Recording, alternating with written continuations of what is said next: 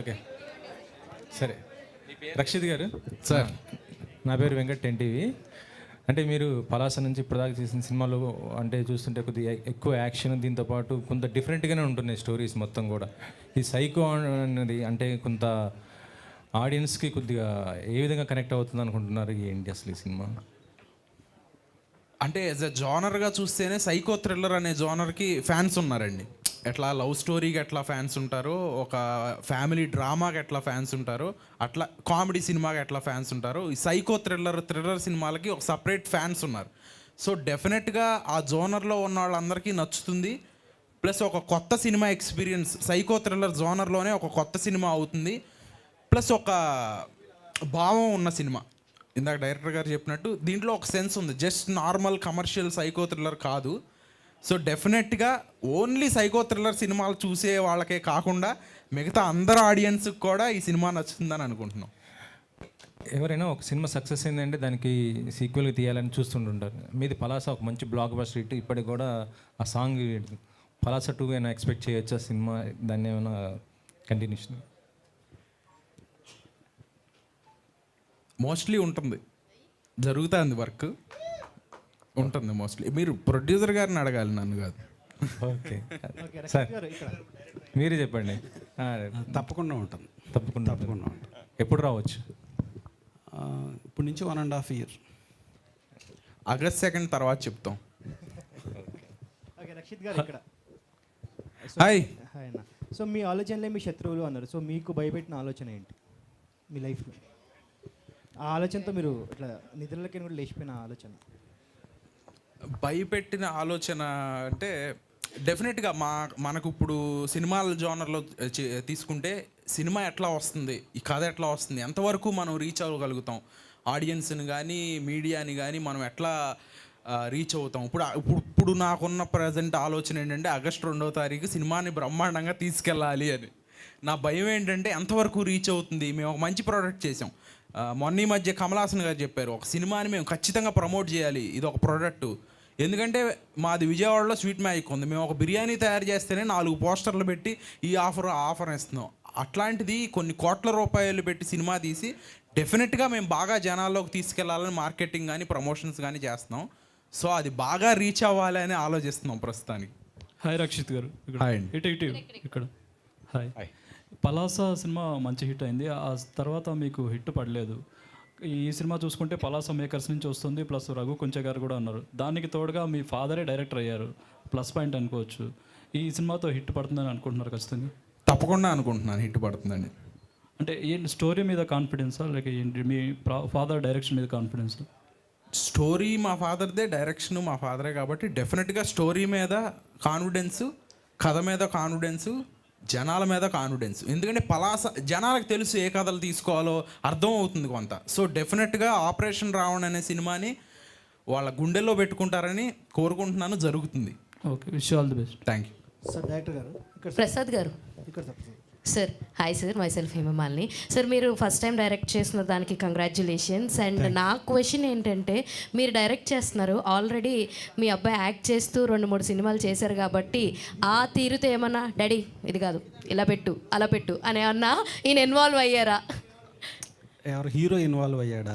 మీ అబ్బాయి hero involve అయితే ఊరుకోవద్దనే నేను డైరెక్షన్ చేశాను. వావ్, అదే ఆయన ముందే చెప్పేస్తాను, నేనేం అనలేదు అది ఇది అని చెప్పి. సార్ ఇప్పుడు అంటే ఆన్ సెట్ మేము ఫాదర్ అండ్ సన్ కాదండి, ఆయన డైరెక్టరు, నేను ఒక ఆర్టిస్టు ఆయన కింద పనిచేసి. నేను ఏ సినిమాకైనా అట్లాగే వర్క్ చేస్తాను.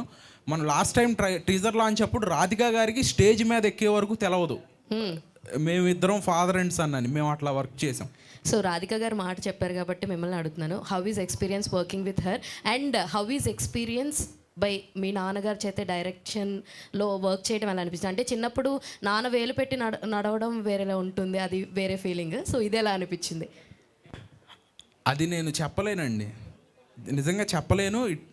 It's very emotional thing. నాకు నా లైఫ్లోనే ఒక చాప్టర్ ఇది definitely. So I'm very lucky to have a father. మా నాన్నగారు లాంటి ఫాదర్ నాకు ఉన్నందుకు నేను చాలా లక్కీగా ఫీల్ అవుతున్నాను. పలాస అప్పుడు కూడా చెప్పాను, ఇప్పుడు కూడా చెప్తున్నాను, ఇంత ప్యాషనేట్గా నా కోసం ఒక సినిమా తీయడం కానీ, నా కోసం డైరెక్ట్ చేయడం అనేది కానీ అంత ఈజీ కాదు. కోట్లలో ఒకళ్ళ వల్ల అవుతుంది. అది మా నాన్నగారు. సంకీర్తన గారు. ఒక్క నిమిషం, ఆయన ఇందాక నుంచి వెయిట్ చేస్తున్నారు. యా యా సంకీర్తన గారు మైక్ ఇవ్వండి ఆవిడకి.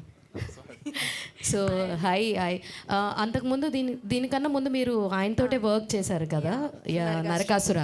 So how is working again with him and ఇందులో మీ క్యారెక్టర్ ఎలా ఉండబోతుంది? I think journalist character play చేస్తుంది మీరే కదా. How is being a real life journalist? Toughest thing, I guess. So this is my second movie working with Rakshit. So yeah, he is very supportive. He is very a good actor, and I'm so happy to be working with him.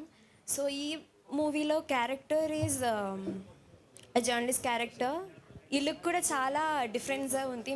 నేను ముందు చేసిన మూవీలో like when I look back to my character which I have done before, చాలా difference ఉంది. Like curly hair and everything. I don't know people you can understand me or not. But yeah, that's it. The character is journalist character. Sir Prasad గారు, sir ఇది screen name మార్చుకున్నట్టున్నారు మీరు ఏదో. వెంకట సత్య, నా పేరు వెంకట సత్యవర ప్రసాద్, అందుకని వెంకట సత్య అని పెట్టుకున్నాను. డైరెక్టర్గా మీది ఫస్ట్ మూవీ, ప్రీవియస్ ఎక్స్పీరియన్స్ అంటే ప్రొడ్యూసర్గా ఎక్స్పీరియన్స్ ఉండొచ్చు మీకు, బట్ అని డైరెక్టర్గా ఇది మీకు కొత్త ప్రయత్నం ఇది. అయితే ఫస్ట్ మూవీకి మీరు ఇంతకుముందు చెప్పారు రాజమౌళి గారు కూడా చర్చించిన విషయాన్ని దీంట్లో మీరు చర్చించామని. అది చెప్పడానికి చాలా గట్స్ ఉండాలి. సేమ్ టైము ఈ థ్రిల్లర్ సబ్జెక్ట్ ఎంచుకుంటారు ఫస్ట్ మూవీకి మీరు, ఎందుకు? ఇంకోటి ఏంటంటే ఓటీటీ తర్వాత మనకి థ్రిల్లర్స్ చాలా ఎక్కువైపోయాయి. అదర్ లాంగ్వేజ్ థ్రిల్లర్స్ కూడా చాలా చూస్తున్నాం మనం. అలాంటప్పుడు మీరు వాటిలో చర్చించే సైకో విషయాలని మీరు దీంట్లో ఏమి చర్చించారు? దీంట్లో ఏం టచ్ చేశారు దీంట్లో? మీరు అడిగినట్లుగా సైకో థ్రిల్లర్ సినిమాలు మీరు చాలా చూశారు, చాలా సినిమాలు చూస్తున్నారు. అందుకనే నేను చెప్పింది ఏంటంటే, మీరు ఇప్పుడు దాకా చూడని మీ సైకో థ్రిల్లర్ సినిమాలో మీకు రకరకాల విలన్లు సైకోలుగా ఎందుకు మారారు అనేది చాలా చాలా స్టోరీలు మీరు చూశారు. కానీ ఈ స్టోరీలు అన్నిటికీ మూలమైన ఆలోచన, ఒక మనిషి సైకోగా అంటే ఆడేదో 10 మంది చేతులు నరికేసి కాళ్ళు నరికేసి అమ్మాయిలు శవాలు బాక్సుల్లో పెట్టి ఇలాంటి ఏవో రకరకాలుగా చూపిస్తారు. కానీ దానికి కారణం ఏంటి? ఆ కారణం ఆ థాట్ ప్రతి మనిషిలోనూ ఉంటుంది. ప్రతి మనిషిలోనూ పాజిటివ్ థాట్, నెగిటివ్ థాట్ ఉంటుంది. సో ఎవరైతే నెగిటివ్ థాట్ని, మన థాట్ని మనం చూసుకోవటమే చాలా గొప్ప విషయం అనేది మనం వేదాలు లేకపోతే రకరకాలుగా తెలుసు, మెడిటేషను ఇవన్నీ. సో ఆ థాట్ని చూసుకున్నప్పుడు నెగిటివ్ థాట్ని పక్కన పెట్టి పాజిటివ్ థాట్తో వెళ్తాం. మనం ఎప్పుడైతే నెగిటివ్ థాట్స్ మనని ఆ నెగిటివ్ థాట్స్ కంట్రోల్లో మనం వెళ్ళిపోయామో మనకు తెలియదు, అప్పుడు సైకోగా మారతాడు మనిషి అనేది ఒక విజువల్ ఎఫెక్ట్లో చెప్పడానికి నేను ప్రయత్నించాను. మీరనే రెగ్యులర్ ఫార్మేట్ థ్రిల్లర్ సినిమాలో ఉండే అన్ని ఎలిమెంట్స్ అంతకన్నా బాగా చేయడానికి నేను ట్రై చేశాను. ఈయన వేరేగా నేను చూపించింది థాట్స్కి ఉన్న ప్రభావం ఏంటి మనిషి మీద. అంటే దర్శకుడిగా ఫస్ట్ మూవీని ఇలాంటి థ్రిల్లర్ ఎంచుకోవడానికి కారణం ఏంటి? ఇలాంటి థ్రిల్లర్ సినిమాలు బాగా చూస్తారు అని నా ఆలోచన నాకు చెప్పింది. దాన్ని డామినేట్ చేసే మంచి ఆలోచన నాకేం రాలా. అంటే మీ ఆలోచనలు మీ దృష్టిలో మిత్రులు అయిపోయారు అని తెలుస్తుంది. మిత్రుల శత్రువుల తెలుస్తుంది. డైరెక్టర్ గారు, మీరు ముందు బిజినెస్ మ్యాన్, ఇన్ని ఇయర్స్గా అలాగే ఉన్నారు కదా, సడన్గా ఇలా క్రియేటివ్ డైరెక్టింగ్ సైడ్ రావాలని ఎందుకు అనిపించింది? అండ్ మీకు ముందు నుంచే ఉందా చేయాలని? ముందు నుంచి ఉందా లేదా అనేది తెలియదు, కానీ కాకపోతే నేను చెప్పినట్టుగా నా ఆలోచనలు నా శత్రువులో మిత్రులుగానో నన్ను ఇలా మార్చింది. రాఘవ్ గారు, మీరు ఫుల్ కామెడియన్ క్యారెక్టర్ చేశారు, you are a big comedian. So ఇందులో మీకోసం కామెడీ యాడ్ చేశారా థ్రిల్లర్లో, ఆర్ మీ క్యారెక్టరే కామెడియన్ క్యారెక్టరా? ఫస్ట్ నేను బిగ్ కామెడియన్ కాదు, నేను కావలేదు, వెయిట్ చేస్తున్నాను ఛాన్స్ కోసం. నాకు మంచి అవకాశం ఇచ్చారు. నేను కామెడీ చేస్తాను కాబట్టి నాకు కామెడీ క్యారెక్టర్ ఇచ్చారు, చాలా బాగుంటుంది. ఇంకా మీ అందరికీ కనెక్ట్ అయ్యేది, మెయిన్ మీడియా వాళ్ళకి కనెక్ట్ అయ్యే క్యారెక్టర్. మా సీన్స్ ఉన్నంతసేపు కూడా మీకు ఎక్కడో చూసినట్టు టచ్ చేసినట్టు అనిపిస్తాయి మీకు ఆ సీన్స్. మీడియా క్యారెక్టర్ నాది, చెప్పుకోవచ్చు కదా సార్ ఆ విషయం? నాది మీడియా క్యారెక్టర్. అదే ప్రత్యేకత, అంటే చెప్పేశాక అడగాలి సార్ని. అలా అనిపిస్తుంది. ఆ తర్వాత చూసే ఆడియన్స్ కూడా మనం కూడా ఎక్కడో చూసేమనే క్యారెక్టర్లో కనిపిస్తుంటాయి అందులోనే. చాలా బాగుంటుందండి, అది కామెడీయే ఉంటుంది ఇందులో నేను చేసేది. హీరో గారు, సో మీరు మీ ఫాదర్తో చేయటం ఇదే ఫస్ట్ టైం, అండ్ రాధిక గారితో కూడా చేస్తున్నారు. మీకు కూడా సార్ డైరెక్టర్ గారు, మీరు ఫస్ట్ మూవీకే రాధిక లాంటి సీనియర్ యాక్టర్తో చేస్తున్నారు. It's not a small thing. మీరిద్దరు ఎలా ఫీల్ అవుతున్నారు రాధిక గారితో వర్క్ చేయడం and for this movie thriller? Radhika గారితో పనిచేయటం అనేది చాలా చాలా గ్రేట్ ఎక్స్పీరియన్స్. సో ఆవిడ్ని రీచ్ అయ్యి ఈ స్టోరీ చెప్పటమే ఒక ఎక్స్పెరిమెంటు. ఆవిడ దీన్ని ఒప్పుకుంటుందా ఒప్పుకోరో తెలియదు. సో స్టోరీ వినగానే ఆవిడ యాక్సెప్ట్ చేసి ఈ రోల్కి చేశారు. సో ఫస్ట్ రోజు షూట్ అవ్వగానే ఆవిడ ఒక షాట్ నాకు ఇలా కావాలని చెప్పినప్పుడు ఆవిడ చేసిన తర్వాత నేను ఆవిడని అడిగా, మేడం ఓకేనా, మీకు నచ్చిందా అని. ఎందుకంటే ఆవిడ చాలా సీనియర్ యాక్ట్రెస్, నేను ఫస్ట్ టైం డైరెక్షన్ చేస్తున్నాను కదా. సో ఆవిడ అన్నది ఏంటంటే, నేను డైరెక్టర్స్ యాక్ట్రెస్ని మీకు నచ్చితే ఓకేనే అన్నారు. సో అంత గొప్ప ఆవిడ. సో ఇక దీంట్లో ఈ సినిమాలో ఆవిడ అద్భుతమైన రోల్స్ చేశారు. స్వాతి ముత్యాలు, స్వాతి కిరణాలు, ఇంకా అద్భుతమైన రోల్స్ చేశారు. అయినా సరే ఈ సినిమా ఆవిడ కెరీర్లో one of the best film అవుతుంది. ఆవిడ చేసిన కొన్ని షాట్లు కొన్ని సంవత్సరాల పాటు రెఫరెన్స్ షాట్లుగా మిగిలిపోయే అద్భుతమైన షాట్లు ఈ సినిమాలో ఉన్నాయి. ఎస్పెషల్లీ రాధిక గారి రోల్ గురించి నేను చెప్తున్నా. ఆవిడ షార్ట్స్ ఈ సినిమాలో ఈ రెఫరెన్స్గా మిగిలిపోయే అంత అద్భుతమైన పెర్ఫార్మెన్స్ ఆవిడ చేసింది. డైరెక్టర్ గారు హలో అండి. రాధిక గారితో వెరీ గుడ్ ఎక్స్పీరియన్స్ అండి. అంత సీనియర్ యాక్ట్రెస్తో వర్క్ చేయడం అనేది. చాలా ఇన్పుట్స్ ఇచ్చేవారు ఆవిడ లాస్ట్లో. షూట్ ఎండ్కి వచ్చేపాటికి ఇట్లా ధనుష్ ఎట్లా చేస్తున్నారు,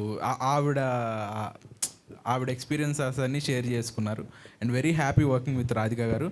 అండ్ నాన్నగారు డైరెక్షన్లో నేను ఎప్పుడు చూడని ఫాదర్ నాకు కనపడ్డారు. ఎందుకంటే హీ వాజ్ వెరీ డీటెయిల్డ్ అనమాట. ఇప్పుడు హీరోయిన్ సంకీర్తన ఉంది, తన హెయిర్ ఇట్లా ఉంటుంది, కానీ ఆయనకి ఇట్లా వద్దు, అట్లా ఆ కర్లీ అట్లా కావాలి. ఈవెన్ రాకెట్ రాఘవ్ గారు లుక్ ఎట్లా ఉండాలి, ఒక చిన్న పిల్లి గడ్డం పెట్టాలి. నేను ఇప్పుడు దాకా నా కలర్కి డై వేయలేదు, నా హెయిర్ డై, నా లుక్ అదంతా even each and every character, చిన్న క్యారెక్టర్ అయినా పెద్ద క్యారెక్టర్ అయినా అంత డీటెయిలింగ్లో చేశారు. క్యారెక్టర్స్ హెయిరే అంత డీటెయిలింగ్లో చేశారంటే కథ ఎంత డీటెయిల్డ్గా చేసి ఉంటారో మీరు డెఫినెట్గా August 2 చూస్తారు. హాయ్ రక్షిత్. హాయ్ అండి. ముందుగా కంగ్రాచులేషన్స్, మీ ట్రైలర్ అది బాగుంది. Thank you sir. రావణ్ పైన ఆపరేషన్ అని పెట్టడానికి మణిరత్నం గారు రావణ్ కానీ, రవితేజ గారు రావణ్ కానీ వాళ్ళిద్దరిని గట్టెక్కించలేదు. మిమ్మల్ని ఏమన్నా నెగిటివ్ నుంచి పైకి తీసుకురావడానికి పెట్టారా ఈ ఆపరేషన్ రావణ్? డెఫినెట్గా బాగుంటుందని అనుకుంటున్నాం. ఆ రెఫరెన్స్లో ఏమీ ఉండదు సినిమా. ఆపరేషన్ రావణ్ అంటే అట్లా మీరు ఇప్పుడు దాకా చెప్పిన కోణంలో మేము ఆలోచించలేదు, అట్లా సెంటిమెంట్స్ కూడా లేవు.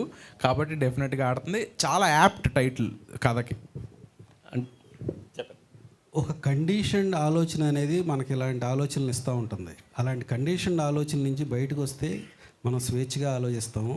అలాంటి నెగిటివ్ ఆలోచనలు నా దగ్గరికి రాకుండా నేను ఎప్పుడు పాజిటివ్గా ఉంటాను.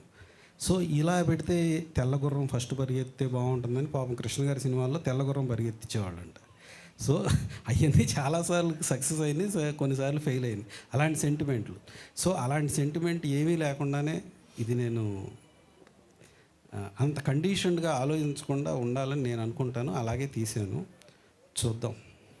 వరప్రసాద్ గారు, మీ ఆలోచనలే మీ శత్రువులు. రావణ ఆలోచనే తన శత్రువుగా మారి తను చంపేసింది. అలాంటి ఆలోచనల వల్ల ఈ సినిమా పెట్టారా, లేదంటే కావాలనే రావణ్ అనే టైటిల్ తీసుకొచ్చారా?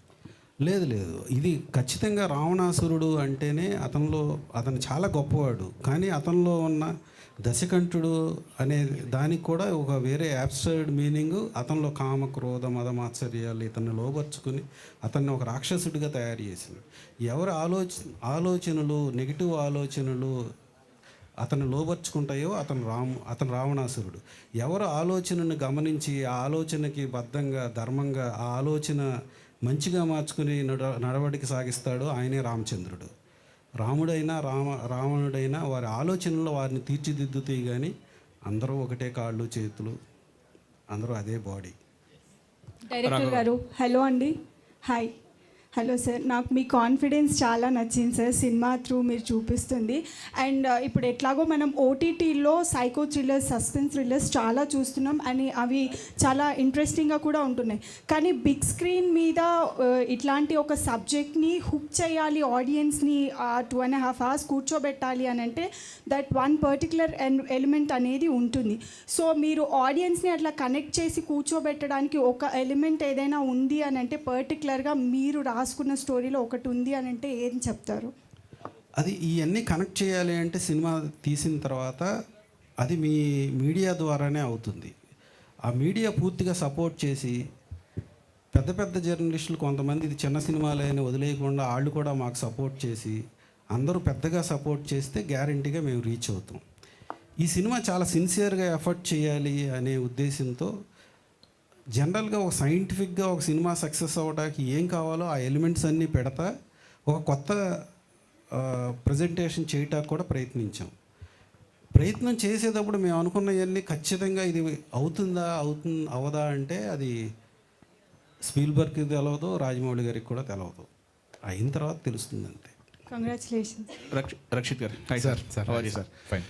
ట్రైలర్ చాలా బాగుంది, కంగ్రాట్స్. మనం ఇంతకుముందు అనుకున్న సినిమా అంటే బాగా సక్సెస్ అవుతుంది అనుకున్న సినిమా మీరు బాగా ఎక్స్పెక్ట్ చేసాం, మేము ఎక్స్పెక్ట్ చేసాం, కానీ అది అనుకున్న ఫలితం లేదు. దాని తర్వాత మళ్ళీ కొంచెం ఇది వచ్చిన తర్వాత రాఘవన్ పక్కన పెట్టి రామును ముందుకు తీసుకొచ్చారు.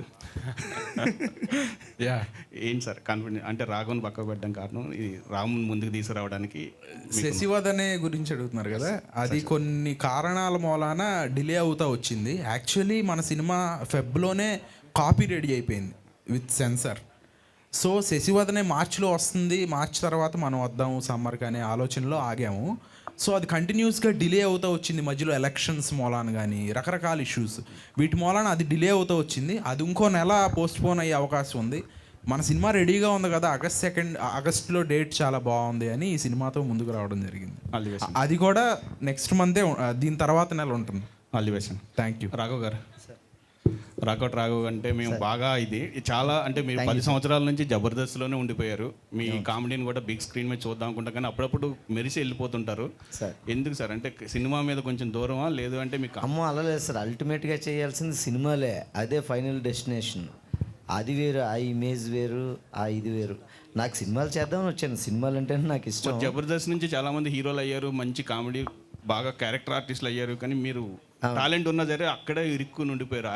నేను ప్రయత్నిస్తున్నాను సార్, కలుస్తున్నాను, ఆఫీసులకు వెళ్తున్నాను. త్వరలోనే నాకు మంచి క్యారెక్టర్ రావాలి, ఈ సినిమా ద్వారా కూడా రావాలని నేను కోరుకుంటున్నానండి. ట్రై చేస్తున్నాను సార్ నేను ఖచ్చితంగా. All the best sir.